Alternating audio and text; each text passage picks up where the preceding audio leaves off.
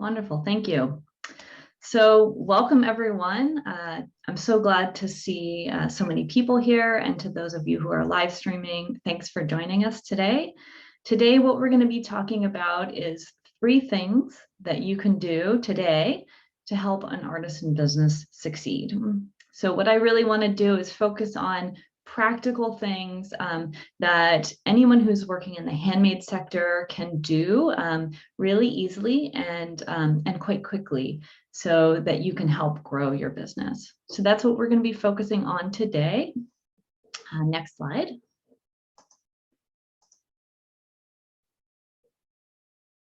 So let me start with introductions and just tell you a little bit about who we are as an organization.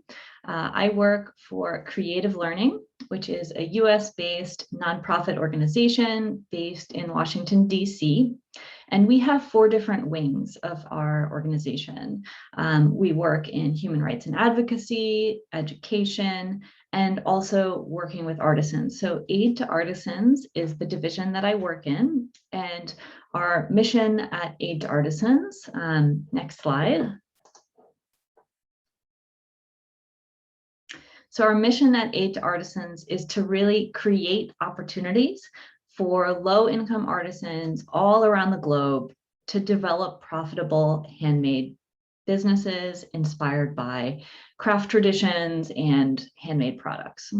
So Aid to Artisans has a long history. We have been working around the world since the 1970s. So we've been around for over 45 years. And Aid to Artisans has a global presence. Next slide. So we've worked over the last 45 years, we've worked in about over 100 countries, and this is where we currently are working. So we have, our offices in the US. We have a couple different programs that are at trade shows in both New York and Las Vegas that help people to enter the market. We also have 3 offices in Mexico. We have a long-term presence in Mexico and work there.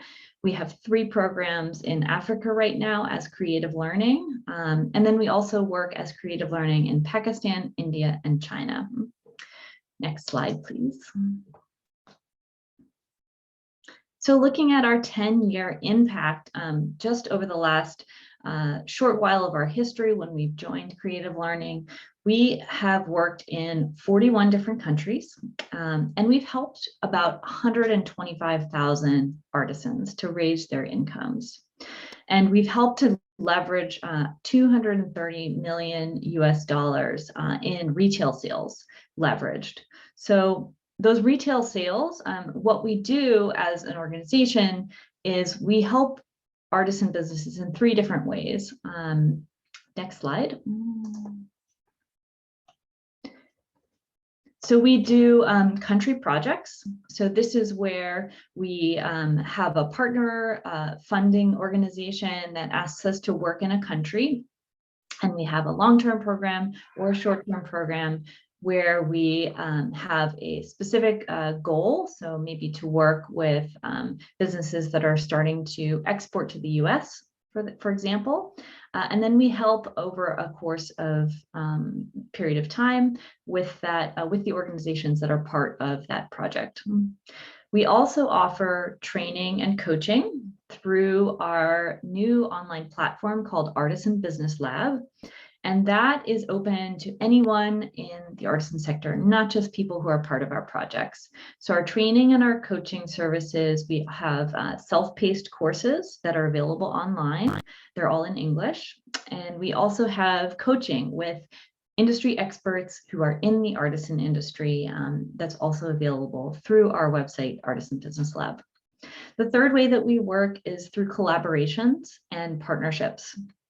So sometimes we have a shared mission or shared values with an organization, and we'll work together to help develop artisans or the artisan sector. So we're happy to offer this training today to you all as part of a partnership and in collaboration. So the other thing I wanted to mention about Aid to Artisans is the three sort of areas that we've always focused. The first is product development and design. So helping artisan businesses to take traditional skills and traditional knowledge and adapt those products to a new market so that they can sell more.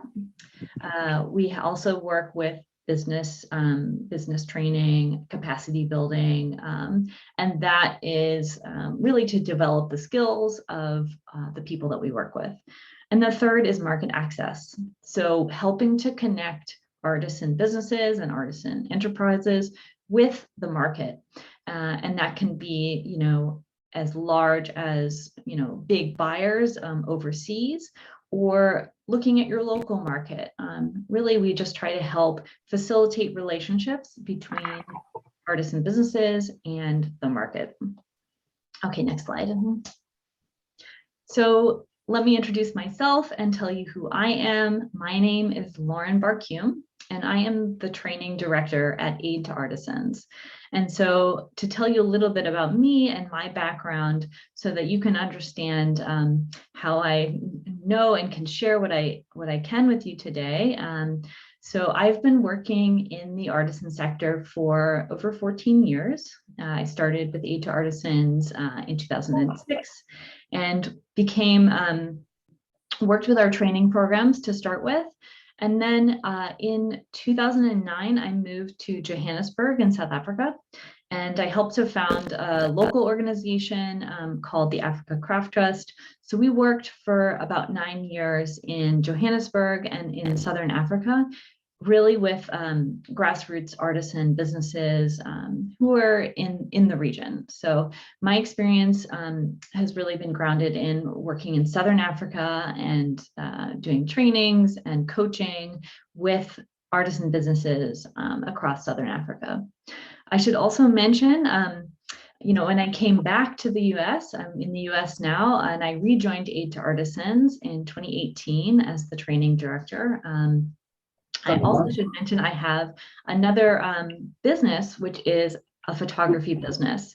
And I mention this because when I started my photography business, this gave me whole new insights into how challenging it can be to run a business. And you really have to wear so many different hats, you know, as an individual business owner. You know, you have to know how to do marketing and finances and sales. And it gave me a lot of new insights into the challenges and how difficult it can be to start a business, to grow a business, and to maintain a business. It has also given me some great insights into photographing artisans and artisan products. So I can also give you some tips on what types of photographs are helpful for an artisan business. So that's a little bit about me. Next slide. So today, what we're going to cover is we're really going to focus on some small things that you can do today. So first, we're going to identify your ideal customer. So really thinking about who it is that you want to be selling to, who are you currently selling to, and how do you make sure that that is a good fit. Maybe your ideal customer is a little bit different than who you're currently selling to. Second, we're going to define your unique story.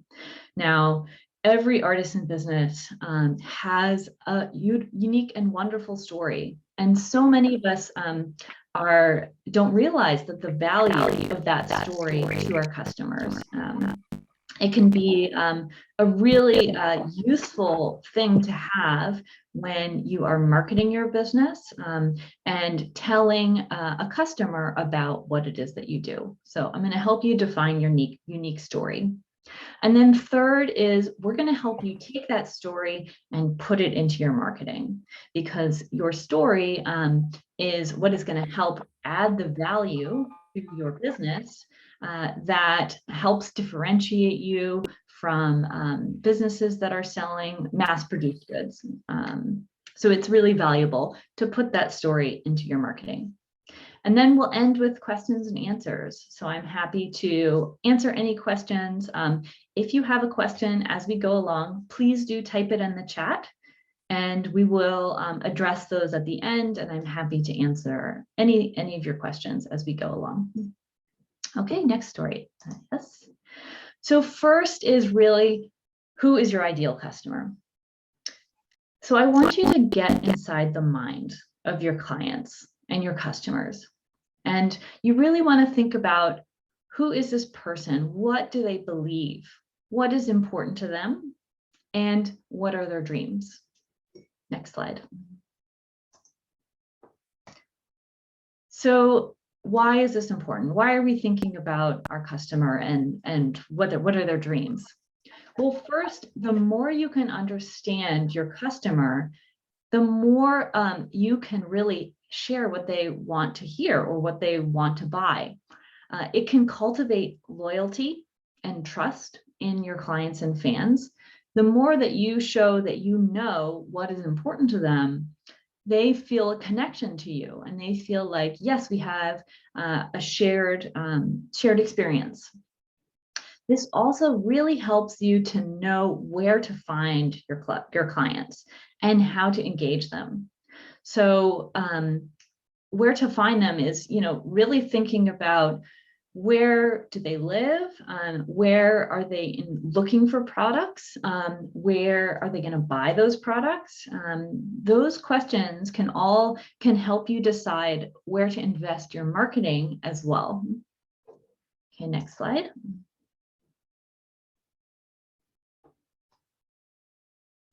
So I always recommend starting with asking your current customers. I know that in the pandemic, so many people have had challenges with customers canceling orders. I know that a lot of tourists are not traveling anymore, and it can be really hard to try and survive. And so many artisan businesses have had to pivot and to think creatively about where they're selling, who they're selling to, and this might be a new customer for you because some of your customers just aren't buying anymore.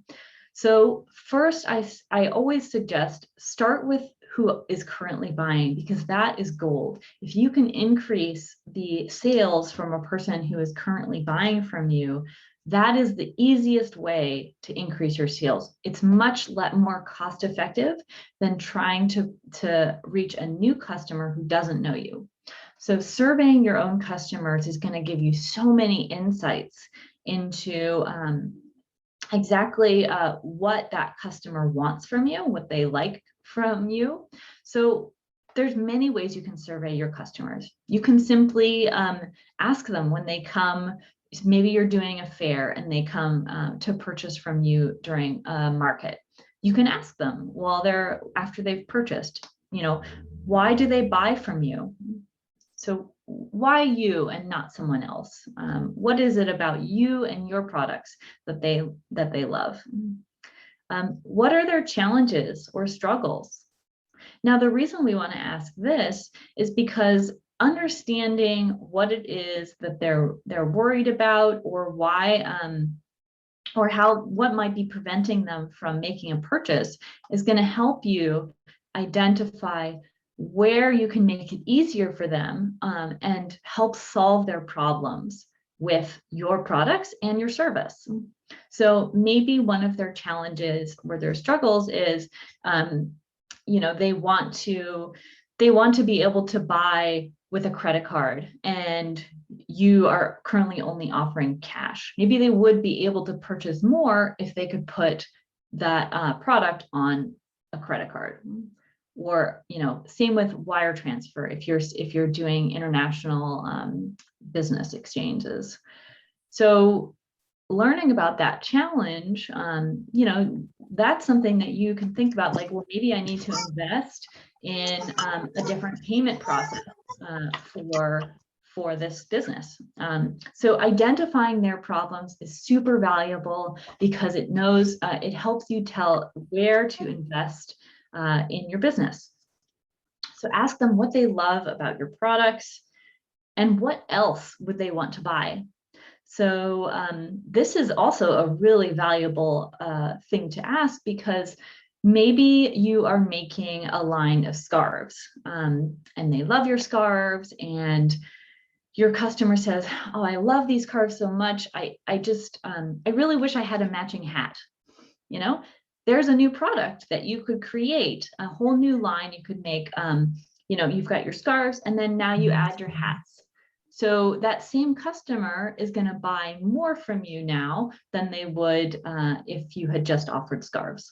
So this is a really valuable piece that you can get new product ideas just by asking them, what would they want to see from you? And then how do they like to buy? So this is really thinking about you know, where you meet your customer. So some people are meeting in person. Some people are selling online through an e-commerce store. Some people are selling through a wholesaler in the US. Some people are exporting directly to a consumer. So all these different channels, you know, what is their preferred way to buy? How do they want to buy from you? Would they rather receive an order sheet and send you an email back with what they want to purchase, or would they rather buy on an e-commerce store? Again, this gives you information that you can use to decide where to invest in your business. Okay, next slide. So let me talk about the difference between business to business, or B2B, and business to consumer, or B2C. So this is really asking, who are you selling to? Are you selling to a business person who is then reselling your products? Or are you selling to one person who is just buying for themselves, a consumer? Or are you selling to both? So knowing who it is that you're selling to, a business or consumer, those are different you know, types of buyers. And if you want to be selling to both, it's important to have different ways of speaking to your different clients, because they have different challenges and different concerns. If you're selling to a business, you know, that person might have different concerns than an individual consumer, and they're going to want to buy in a different way. Next slide. Okay, so if you're selling to a consumer, so an individual customer, this is one of the things that I want you to do, is to create a buyer persona. Now, a buyer persona is it's like an ideal customer. So you're going to think about who are the types of people who love my products and who would want to buy from me. This is, what's that? Okay, so that buyer persona is really going to help you narrow down, like, what are some of the things that they have in common, those people who you would like to sell to. So think about a few things. You're going to ask a few questions of yourself. You're going to say, where do they live? Are they in my community? Are they in another country? How old are they? What's their gender? So when you're thinking about age, the difference here is, you know, if you're selling to someone who, you know, ideally is a young person, maybe they're in their 20s, that young person has very different ways that they like to buy and use social media than a person who is maybe in their 70s. So a person in their 70s maybe doesn't use social media. So this is going to help you decide who exactly is my customer and where am I going to find them. So if I'm on, you know, if I'm selling to businesses, I'm going to want to have a social media account, and determining which social media account is really going to help me when I create my buyer persona. So if I know that I'm selling to, you know, women between 25 to 35, that helps me decide, okay, maybe I need to be on Instagram, because that's a good social media account for that consumer. So think about, what do they like to do for fun? What do they do for work? What is important to them? And what social media do they use? So this is going to help. So you're going to complete this buyer persona and really come up with like an ideal person who would buy your products, and think about all these things when you're preparing for your marketing. Okay, next slide. Okay, so if you're selling to businesses, you want to do the same thing, but thinking about the businesses that you're selling to. So what type of company are they? Are they, a wholesale company who imports from other places? Are they a large company, a small company? What is their average order size? Where are they based? Are they in the US? Are they in Europe? Are they a national store that's in a different part from where you are? How do they like to buy? Do they like to see you at a trade show? Would they prefer to see you in an online store? And what size orders do they make? So you're going to create that ideal customer profile to help decide, again, who should your marketing be targeted at? There are many different types of businesses, and large ones and small ones have very different ways that they buy and ways that they find you. So you want to target your marketing efforts to the type of person that's a good fit for you. So if you have, if you have a very fine product that, you've only got 10 artisans that you're working with, and you can't make hundreds of thousands of products, you don't want to target a mass market retailer. That is not a good fit for you because you don't have the production capacity to fit that. So maybe you want to look at a small luxury boutique as a business. That would be a good fit because the order size is going to be a good match, and they can pay a higher price point because you've got a high value product that takes a lot of work. Okay, next slide. So next, now that we've determined who our ideal client is, now you're going to define your unique story. So next slide. So this is important because humans connect to stories, and artisans have the advantage. So artisan businesses are naturally wonderful stories that people love to buy from. Globally, in this pandemic, we have seen a huge increase in interest in purchasing artisan products. So really, this trend has been growing for a number of years, and now is a great time to be selling artisan products because people want to know that they're doing good with their purchase. So telling your story helps to define your brand, and it gives you content for your marketing. So when you're sharing on social media, you can tell that story in different ways, and you can tell different elements of your story through your social media and your content marketing. Next slide. So when you're defining your story, you're going to list out all of your brand facts. So, the basics, you're going to think about where are you located, and be specific.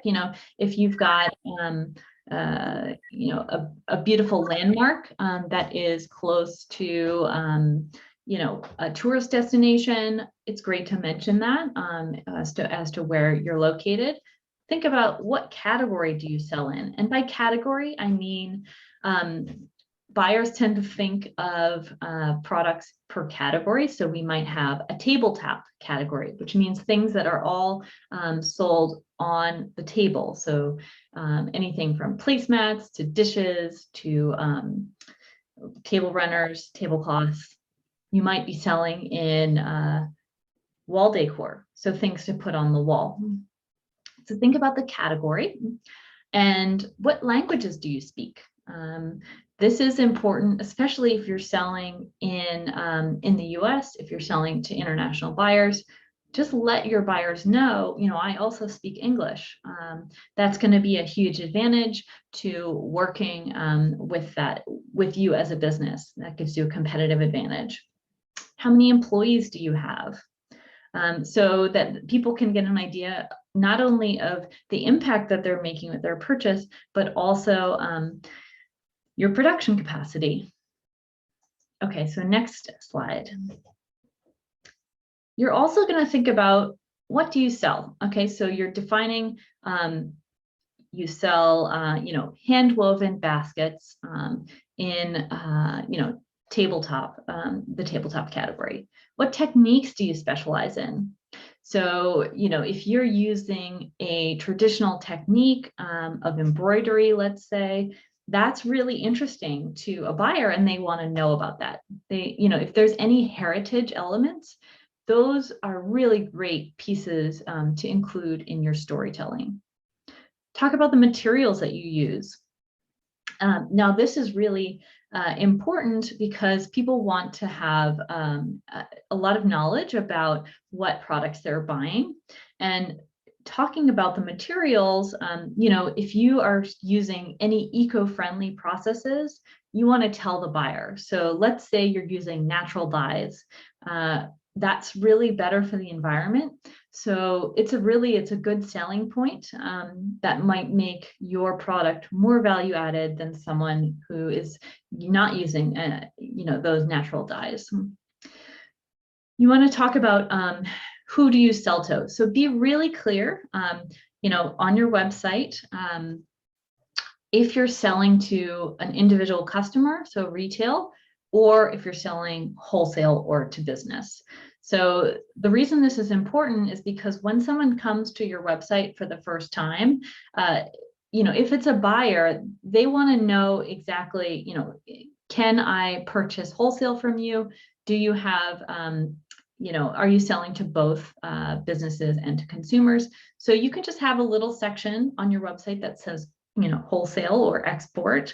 For export orders, contact me, or you can have a login that allows people to have access to different pricing depending on if they're one person or if they're a business. Okay, next slide.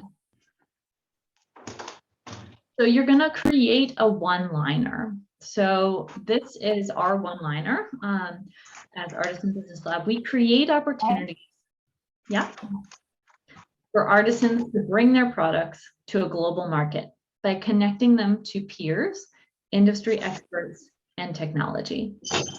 So this one-liner is going to tell your story in a short way. This is something we also call like an elevator pitch. So if you're meeting someone for the first time, you can just share your story quickly with one sentence. So this is something that's meant to be short, and it can be used all over. So you want it on your website, you want it in your catalog, you want to be able to say it to people when you're meeting people.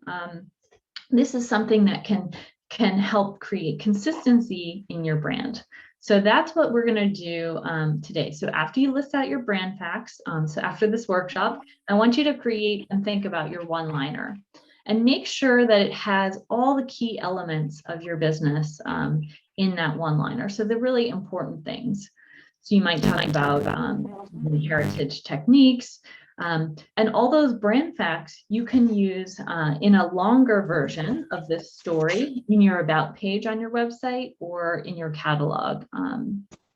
So you want to have a short version, which is for just telling someone quickly, and then you can have a longer version which tells all the brand facts in other places in your marketing materials. Okay, next slide. So now that we have that story and that one-liner, you're going to put that story into your marketing. So next slide. This is important because you want to attract the right clients. And by the right clients, I mean, you know, you want someone who is that ideal client profile that we just created at the beginning. So that person who is going to already love your products, they're going to be the right fit. You know, they have the right price point. You know, you don't want, if you have a high-end product, you don't want to be attracting people who are price shopping and looking for the cheapest option. So this story helps you to get that value add and to, you know, offer a premium for a handmade product. This also lets you connect more deeply with your customers because people want to know your story. And this marketing is where you tell that story. So really, marketing is actioning your brand in the market. Okay, so I think a lot of people tend to think about marketing as, sort of something nebulous. You're not quite sure what the definition is, but really what marketing is, it's taking your brand and you're putting it into the market. You're telling your story, and in all the different ways that you can, social media, in person, at trade shows, all across the market. Okay, next slide. So in order to tell your story, you need photographs, okay? So this is where I said earlier, I'm a photographer. So this is going to really help tell your story. So the types of storytelling photos that you need to tell that story are, number one, you want to show the process. So what does it look like to create your product? And you can start with writing down all the different steps. So think all the way from what material is needed, how do you source that material, what is the preparation of the material, spinning here in this example. And then once it's spun, you dye it. And then after you dye it, you weave it. Well, that process, you can take pictures of it and have lots of content. Майка, извините, я вам микрофон нечаянно отключила. So you also want photographs of people. So this part of the story is connecting with the person who made it. So who are the artisans that are working in your team? Take pictures of a lovely person, maybe with a product. You could take a picture of each of your team members holding one of the products that they made. You can take pictures of people while they're making products. You want to show also detail photos. So like nice and close, maybe looking at the stitch or the embroidery detail in a jacket. You also want to show behind the scenes. So what does it look like to create it? You don't only need very polished photographs of products on white, which are product photos. You also want to tell the story of the place. So what does your workshop look like? That's really, and that's really valuable for people. People are really interested, especially if you're selling internationally. I know so many buyers and businesses want to see what that story is behind the scenes. You can also share your inspiration. So if you have, a heritage technique and you have, some old baskets in your home that inspired that technique, show those photographs and the inspiration behind your current products. Okay, next slide. Once you have those photographs, you want to add those storytelling images all to all of your marketing materials. So those should be on your website, on your catalog, on your price list, and on your hang tags. You also want to make sure that they're on your website and social media as well. Social media is a great way to use a lot of these photographs. It gives you something to post more regularly. So you don't have to only post product photos on your social media. Okay, next slide. So you want to engage with content marketing. Now, content marketing basically means that you are connecting with people in a way that shares something that is of value or interest to the person who's receiving it. So number one, I'm going to make recommendations. If you don't have an email list of your customers already, you're going to want to create an email list. This is gold. This is like the number one way to boost your marketing today is to create an email list. And there are many free ways to do that. So I would suggest, if you don't have one right now, gather all of your current clients that you have emails for and put them into a free customer relationship management software like MailChimp is a free one. And then you can email all those people on your list with a newsletter. So that newsletter is a great way to regularly remind your clients, hey, I'm around, I'm still making products, and that might inspire them to make more purchases than they would regularly. You can also show videos behind the scene. This can very easily be a cell phone video. You want to engage on social media. So social media, Instagram, Facebook, TikTok, wherever your ideal client is, you want to be on that social media where they are. And you want to share. And also when people comment on your post, you want to answer them, you want to encourage them to create a conversation, because really it's connections. Marketing is really all about connections, creating connections and then maintaining connections. You can also offer free downloadable guides in exchange for their email address. So this is a great way to gather new email addresses. So an example of a free guide that you could offer is, maybe you're in a tourist location, you could offer, a free downloadable guide to the tourist location and like the best sightseeing spots in your area that you would recommend. Okay, next slide. You can also engage with in-person marketing. So this can be through trade shows. Now, with the pandemic, again, we've also seen a huge shift in trade shows going online, in addition to being in person. So this is a big opportunity, and that's also lower cost that wasn't really available before. So now trade shows are offering online versions in addition to in-person versions, and the in-person ones are much smaller. Now, in-person trade shows are, always going to be around. It's not like they're going away, but online has become a permanent fixture of the business-to-business market. So New York Now is one of those examples. If you want to reach the US market, Las Vegas market is another one, and they also have an online show. Shop Object, also based in New York, also has an online show. Maison des Objets, which is in Paris, if you're focusing on the European market. Ambiente is a trade show in Germany. All these trade shows are both online and in person now, and are offering a great way to connect with new clients. Okay, next slide. So I've given you lots of tips on how to engage. So thinking about first identifying your ideal client, then connecting, creating your story, and then connecting to that client through your marketing. If you want to take the next step, I also want to mention our e-market readiness program. Now, our e-market readiness program is training artisan businesses to take on this global market. So in this program, you're going to learn, connect, and grow globally. Next slide. So the next dates of the program are October 19th to 22nd in 2021. So we've just opened up the registration, and it's a 4-day workshop that's all online. So you connect like you do here on Zoom, and you're going to connect with global artisan network of people from all over the world who are selling in the artisan sector, just like you. And what you're going to do is you're going to listen to all the topics that you need to be able to run a successful artisan business, focusing specifically on if you're ready to export.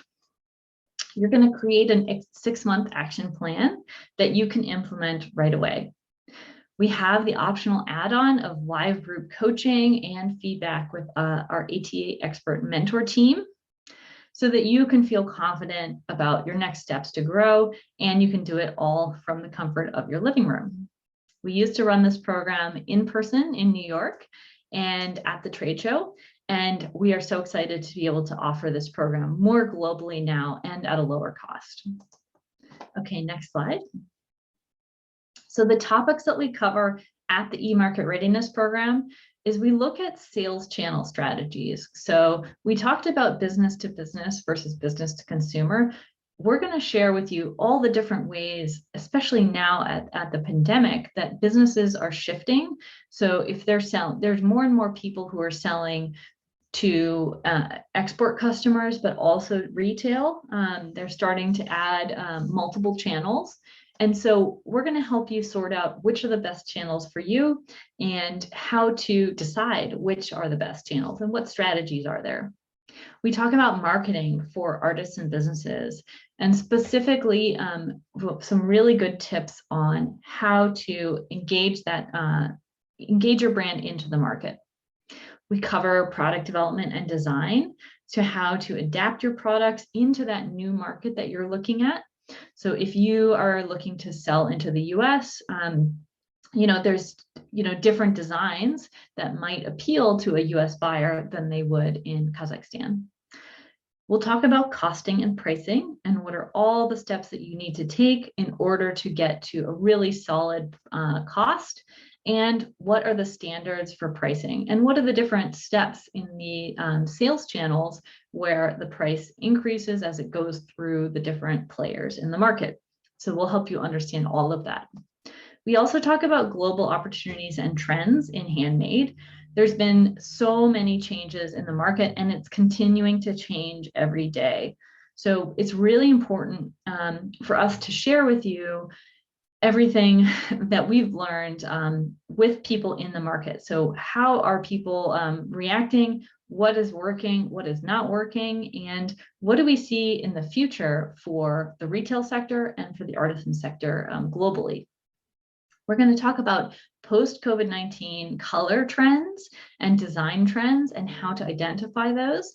So looking into 2022, you want to have the trend information so that you know which products that you want to be creating on trend and what kind of product categories are selling the best right now. We'll talk about building customer relationships. So really creating that trust and facilitating a connection with a buyer. We have a buyer panel as part of the program where you get to ask questions directly from a range of different types of US buyers, from wholesalers and importers to small boutique retail and online sellers of artisan products. Okay, next slide. I also want to mention we have Artisan Business Lab. So Artisan Business Lab is a platform that offers self-paced courses that are all online. You can take them at your own time. Like the EMRP is a live course, and the Artisan Business Lab lets you take courses in your own time. So we have 3 courses available now.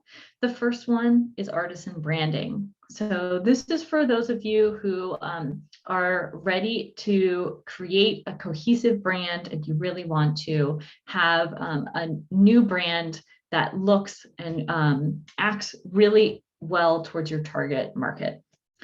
We also have Artisan Product Development and Design.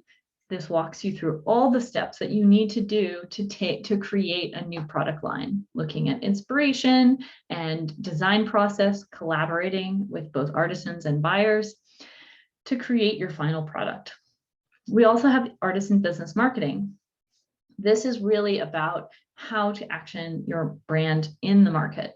What are the different things that you need to do to be able to market effectively, really narrowing down your mission, your vision and values, and then making sure that you're connecting with the right clients and actioning that in the market. We also have another course coming soon all about costing and pricing. So if you're interested in any classes about these topics, you can visit us on artisanbusinesslab.com and you can sign up now if you'd like to join one of the courses. Okay, next slide. Next, I wanted to mention our small grants program. So we have a Canvas Home sponsored small grants program that provides artisans with direct and immediate financial assistance. These grants are designed to allow artisan groups to acquire materials, tools, equipment, training, and marketing services in order to expand employment and generate income. So we are going to be announcing the 2021 winners of the small grants program soon.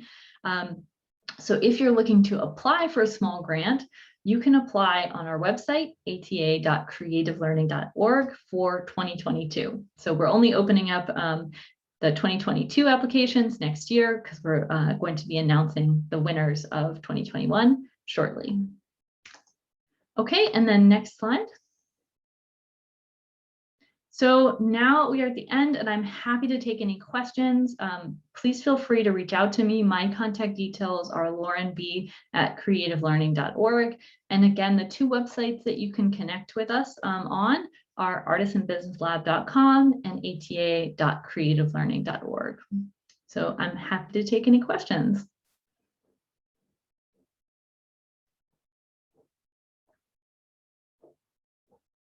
Yes, please ask.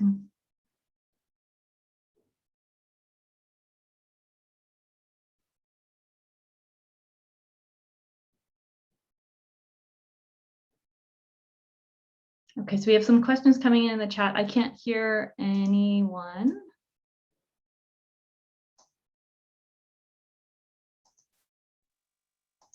Aika? Hello, you can hear me?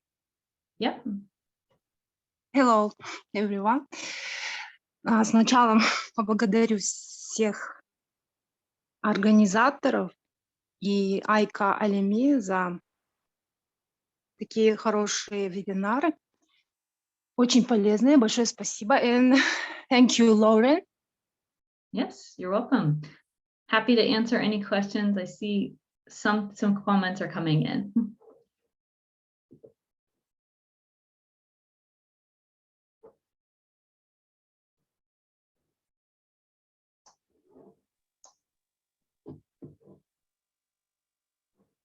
Меня слышно? Я могу говорить? Вас слышно, говорите. Все, спасибо. Hello, everyone. Здравствуйте всем. Еще раз спасибо большое за такие хорошие вебинары. Очень интересно, полезно. У меня вопрос к Лорен. Thank you very much, Lauren, for your beautiful training. My question is, I know some country organize art festival. I was so happy. 3 weeks ago, I participated in art festival in Istanbul. They choose the artisans they like. A lot of countries visited. I like it so much. It was very interesting, a lot of inspiration. And my question is, what about another countries who organize art festival? How we can participate there? Thank you. Yeah, that's a great question. And there are so many art festivals, really, and I think there's many countries that have art festivals. And that would be, I would say, if you're thinking about your ideal client, looking into that particular country that you might want to go into, and then do some research online and Google for, searching for art festivals or art, artisan festivals in that country. One that I can recommend is called Santa Fe Folk Art Market. Now, the Santa Fe Folk Art Market is based in the US, and it's a huge traditional fair. It's very competitive though, so they take applications from all around the world for people creating traditional products that are handmade. And it's a wonderful fair that happens every year in Santa Fe. And you can also get sponsorship for that. So Santa Fe Folk Art Market, I would recommend.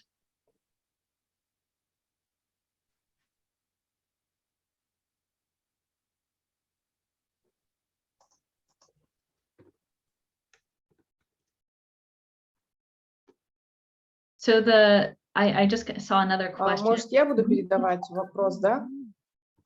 Давайте, Азамат, можете задать вопрос.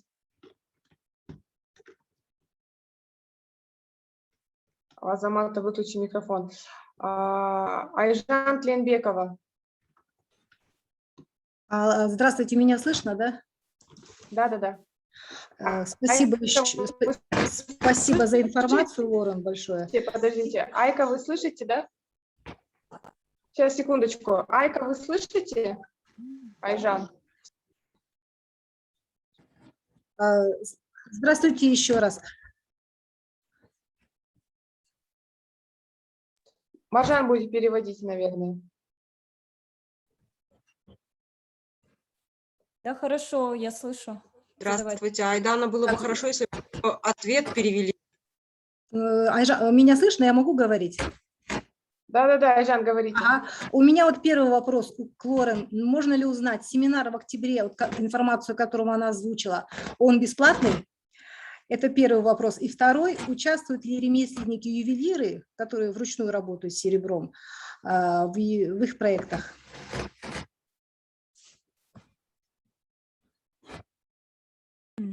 So the question is We have other about, questions? yeah, the question is, I'm translating it. The question was, is the program in Yes, I can. going to be free?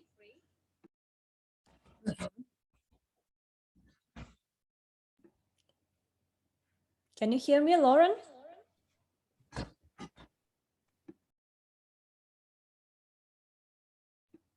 Lauren, can you hear me?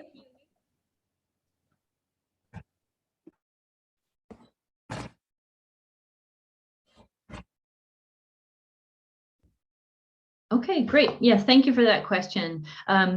First, I'll answer the jewelry programs. Yes, we do include people who make handmade jewelry in our programs. And it's really any type of product that is handmade we have seen come through our programs. We also have even artisan perfumers who join us, as well as artisanal foods. So really anything handmade is part of the scope of this program.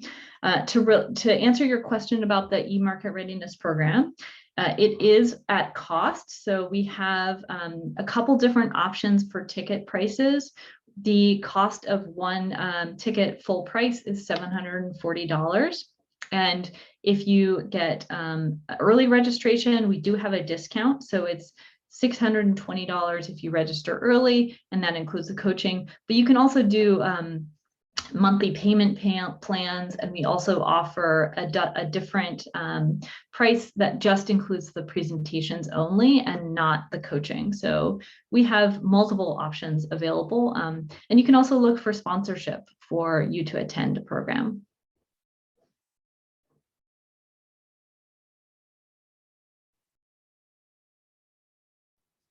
Окей, спасибо большое. Следующий вопрос, Гульжан Абдикашева.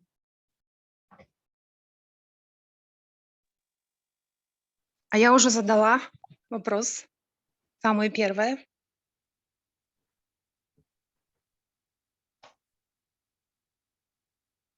Another question? Гульжан. Я уже задала ей первый вопрос. Самый первый задавала ей Все в хорошо. английском. Ага. Следующий вопрос, Оскар Бозымбай. Айдана, вы не переводите ответы, Лорен. Переводите, пожалуйста, ответы. Оскар. Вы руку подняли, Оскар.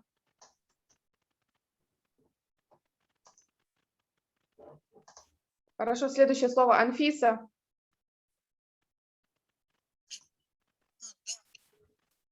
Добрый вечер. Я вот, меня интересует текстиль, да?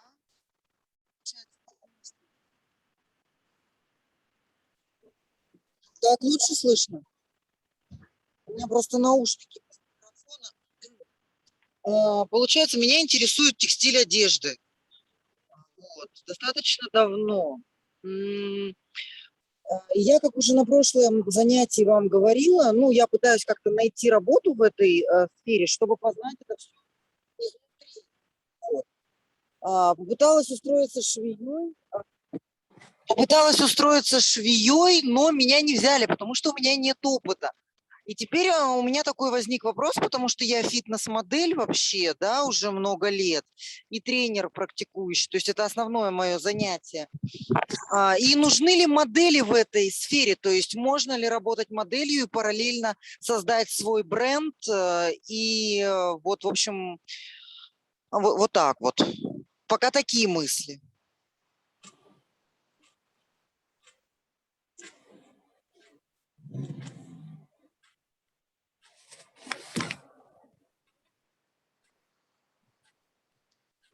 Я все. That's a great question. Yeah, I think that there is a there are brands who have personal accessories or clothing that need photographs and lifestyle photographs. So there definitely is, there are brands out there who need people to model. Now, not everyone has, the funds to be able to hire a model for photography, but certainly all artisan brands need photographs. And if they are a brand that has personal accessories or something that you wear, then you need photographs of people wearing that product.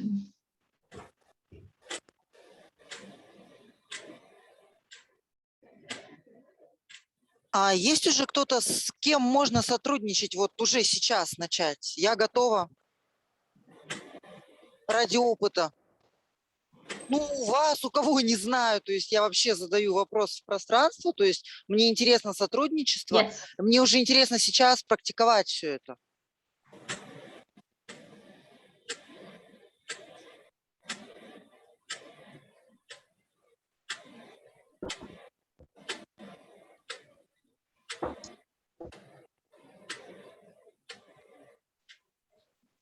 Yeah, I mean, I think your best bet is to look for local clients. So doing, you could either connect with someone in this workshop, you could post in the chat, your contact details and see if anyone here is looking for a model. I mean, my best recommendation is to look locally, because that is going to be the easiest for people who are looking to do a photo shoot locally.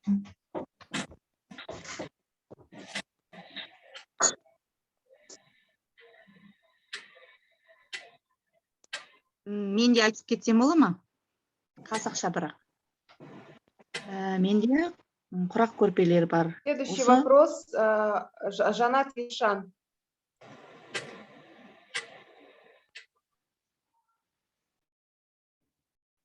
Жанат Ишан. Так, Асхат Бузымбай и Жанат Ишан не отвечает. Анфиса уже задала вопрос. Последний вопрос. Redmi. Вот, я не знаю. Имени нет, к сожалению. Redmi. Саламатсыз ба, мен сұрағымды қойсам болады ма? Я мен сұрайын дегенім, біздің сонда мына қазіргі жасап атқан өнімдерімізді біз шетелге сатып, соларменен жаңағы неде қарым-қатынаста боламыз ба, сонда сауда істеп? Қалай, мен соны түсінбей жатырмын.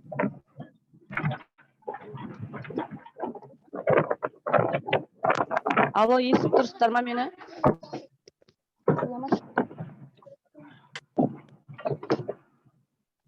Алло.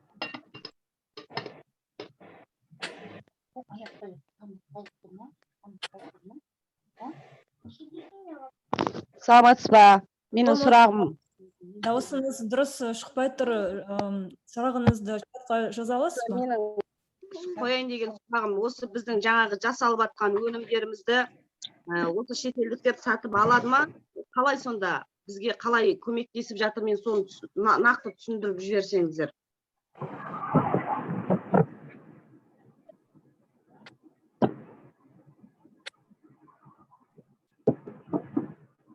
Естіп тұрсыздар ма?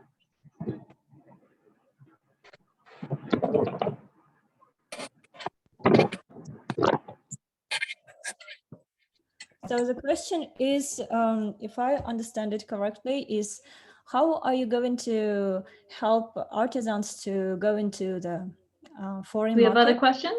Там имя не написано, там длинное название просто.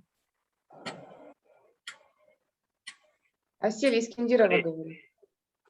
Скорее всего, она на английском языковом диапазоне сидит. Алло, здравствуйте. Вы меня слышите? На английском диапазоне. Can I ask question, please? Да, к сожалению, вот имени нет, я не могу ей передать. Выберите, пожалуйста, русский язык. Коллеги, когда задаете вопрос, выбирайте язык русский. So we cannot. Да, yes. Следующий вопрос, Икрам.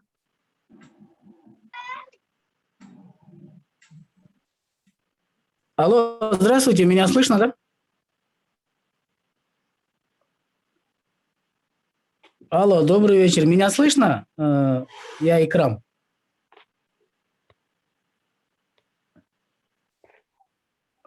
Алло. Крам, я не знаю, вы меня слышите или нет, но я вас слышу. Я вас слышу, наверное, вы меня, наверное, не слышите. Да, вас слышно, но меня не слышно вам. Ага. Ну, вы можете вопрос задать, либо в чат написать. Меня сейчас не слышите, да? Да, Лорен отвечает в чате, мы можем перевести вам там.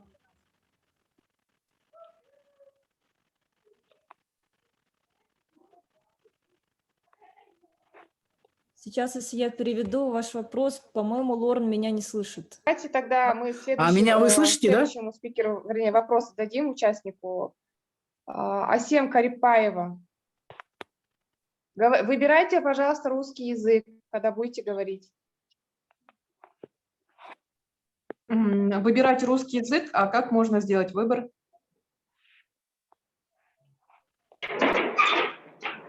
Коллеги, давайте, когда вы напишите вопросы свои в чате, Айка, вы, наверное, сами зачитаете, да, Лорен, вопросы? Слышно меня? Thank you very much. Да, Икрам, слышно вас. Да, добрый вечер всем. Хочу поблагодарить госпожу Лорен. И у меня вопрос. Я изготавливаю ювелирные украшения. У меня проблемы со здоровьем. Я не могу набрать работников, работаю один. И в связи с пандемией у нас тут на местном рынке очень малый спрос. Вот хочу выйти на внешний, и пока у меня не очень получается. Какие она мне может советы дать? И какая помощь может быть для людей с ограниченными возможностями?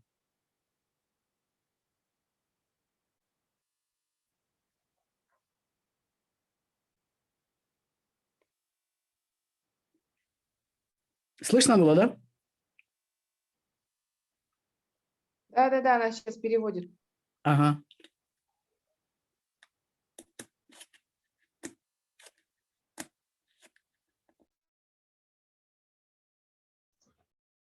That's a great question. So we have the e-market readiness program is really what I would suggest for anyone who's looking to export to new markets.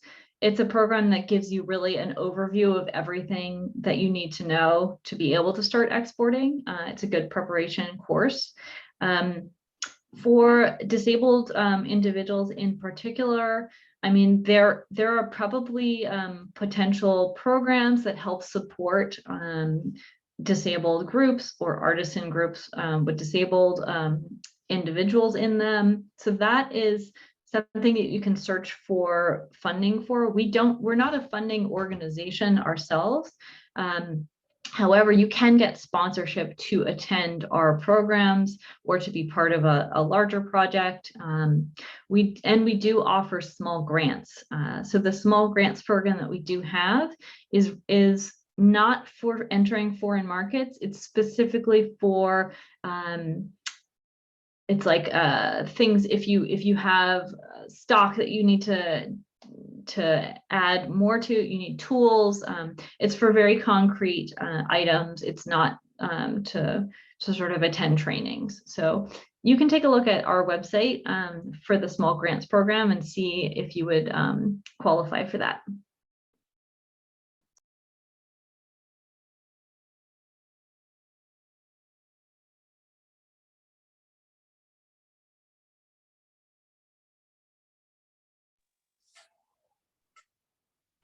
Может быть, вы будете уже по чату читать вопросы? Вы всем сказали, чтобы они в чате писали вопросы.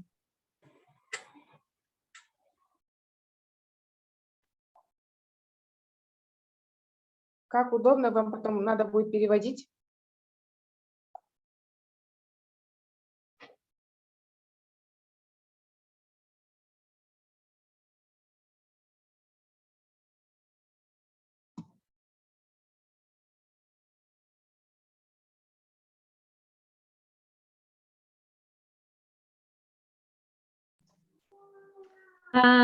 Start to what? Like start in the market?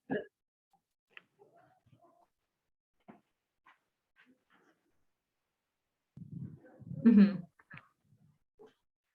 I think the best advice that I have for an individual who's looking to start selling for the first time, you know, if you just have a few products, So find a local market or festival where you can sell your products. There's likely places where people already have a market available. So, you know, you could do holiday markets are also another good option. Sometimes you might have like a weekend market that meets regularly, and you can usually rent a table for a low cost and then bring your products and you know, also get feedback. If you're just starting to sell, it's really good time to find out, you know, which products do people like, which one should you be making more of, and what adaptations you might want to make to those products to make them sell more.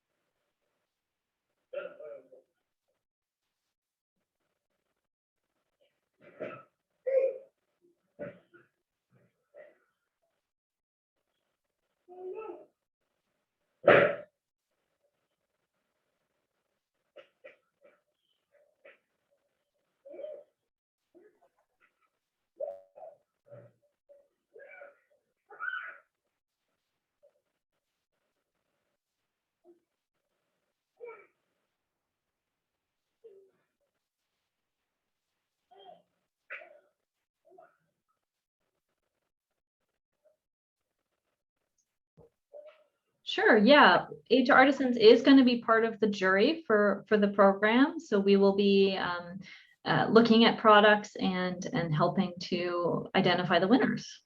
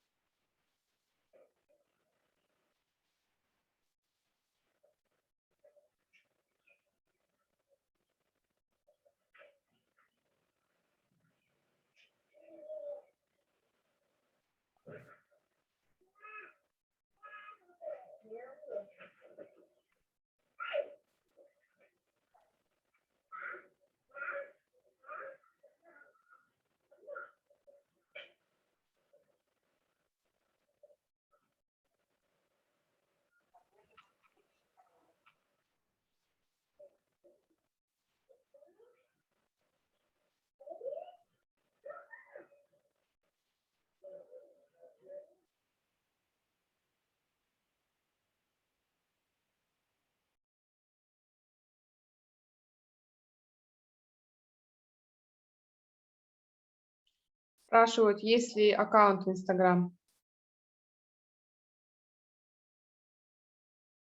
Yes.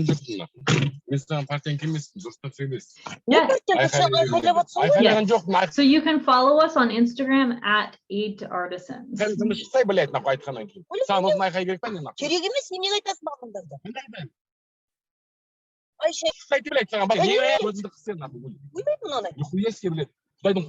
Айка, у вас микрофон нечаянно выключила я.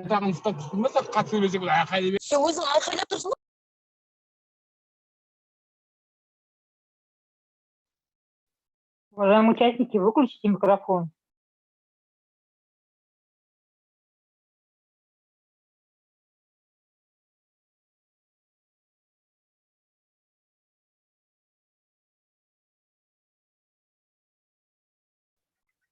Все, если вопросов нету, уважаемые участники, у нас очень ограниченное время, к сожалению, поэтому нам приходится уже заканчивать. Большое спасибо за участие, Айка, спасибо вам.